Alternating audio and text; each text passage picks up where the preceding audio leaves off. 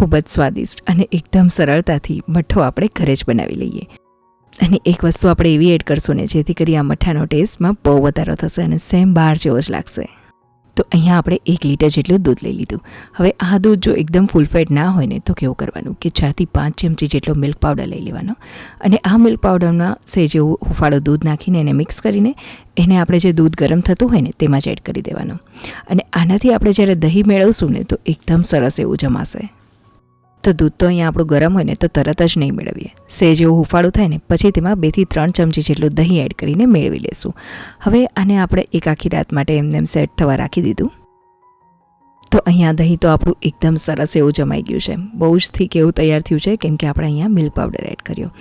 અને હવે આપણે તેમાંથી એક મસ્કો તૈયાર કરવાનો છે. તો આ રીતે એક કોટનનું કપડું એડ કરી દીધું અને બધું જ દહીં તેમાં એડ કરી દઈશ. અને આ રીતે થોડી જાળી નીચે રાખી દેવાની જેથી કરી કેવું કે જે વધારાનું બધું જ પાણી છે એ બધું નીતરી જાય.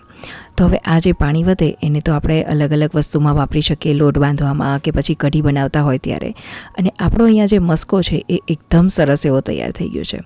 હવે આ મસ્કાને આપણે સહેજ એવો ફેટવાનો છે. અને મસ્કાને તો આપણે સીધો ફેટી જ નહીં લઈએ કેમ કે આપણે આ મઠ્ઠો એકદમ સ્મૂથ અને ક્રીમી એવો તૈયાર કરવાનો છે. તો એટલા માટે આમાં 2 ચમચી જેટલી મલાઈ પણ એડ કરી દઈશું અને સાથે આપણે દળેલી ખાંડ ઉમેરીશું. ખાસ ધ્યાન રાખવાનું કે ખાંડ તો દળેલી જ એડ કરી દેવાની કેમ કે તો જ એકદમ સરસ જલ્દીથી તે ભળી જાય. તો બસ અહીંયા આપણો શ્રીખંડ કે પછી મઠ્ઠાનો બેઝ તો તૈયાર છે.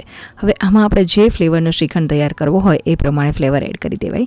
પણ અહીંયા તો મેં સિમ્પલ એવો એલચી નાખીને જ તૈયાર કર્યો છે. તો એલચીનો થોડો પાવડર એડ કરી દીધો અને સાથે થોડું કેસર એડ કરી દીધું. તો અહીંયા આ આપણો મઠ્ઠો ફરાળમાં પણ ખાઈ શકાય તેવો છે.